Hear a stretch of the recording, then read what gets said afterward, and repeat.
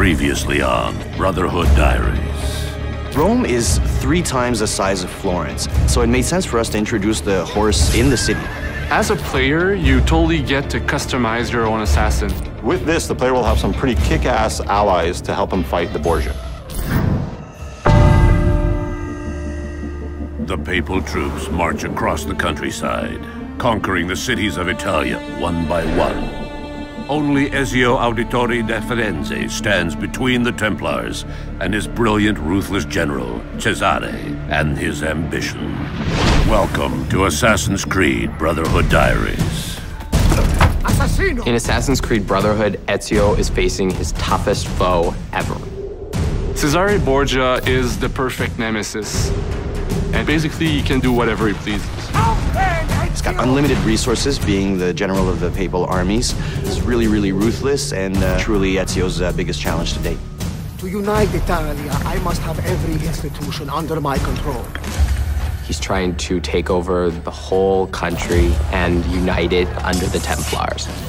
In Assassin's Creed Brotherhood, there's Cesare, who's your main target, but he's helped by 3 generals. The Duke de Valois, he has a huge army which helps Cesare make his law in Rome. Juan Borgia, who is in charge of the money, so Cesare uses this money to wage his wars. And Micheletto, who is Cesare's personal assassin. So we dedicated 1 full sequence of gameplay to learn a little bit about their backstory, how their influence is corrupting Rome and everything. So you'll get to experience the constant build-up where in the final showdown, you get to track down your final prey and kill him. Well, it's a well-known fact that Leonardo da Vinci ends up working for Rodrigo Borgia. And one of the things that Rodrigo wants to do by taking over the world is build these fabulous war machines. And we created whole missions around them where you have to go find the plans, destroy them, get the machine. You actually get to use it and then destroy it so that the Borgias can't use these war machines in their fight. In AC2, we had what we call the secret locations. People really loved that, so we decided to bring them back in Assassin's Creed Brotherhood with a twist, of course. And once you find them, something interesting is going to happen.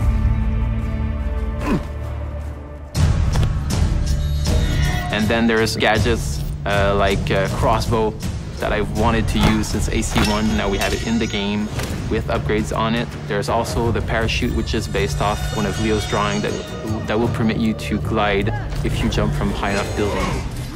Our new strategy for combat in Assassin's Creed Brotherhood is to strike first and strike fast. We wanted to reward those that really had a more aggressive approach to it. We wanted the player to feel badass when he was performing these counter kills. So that became sort of the trademark of what the combat system is. You may have noticed there are now enemies with guns. If you know a bit of the history of Rome and of Leonardo, those assets end up in the hands of the Borgias. So what you have is now we have enemies that are a lot more aggressive, but at the same time, Ezio is a lot faster of a fighter. The Papal Guards are basically the ultimate elite guards that we're going to have in Assassin's Creed Brotherhood. Their sole purpose is to kill Ezio.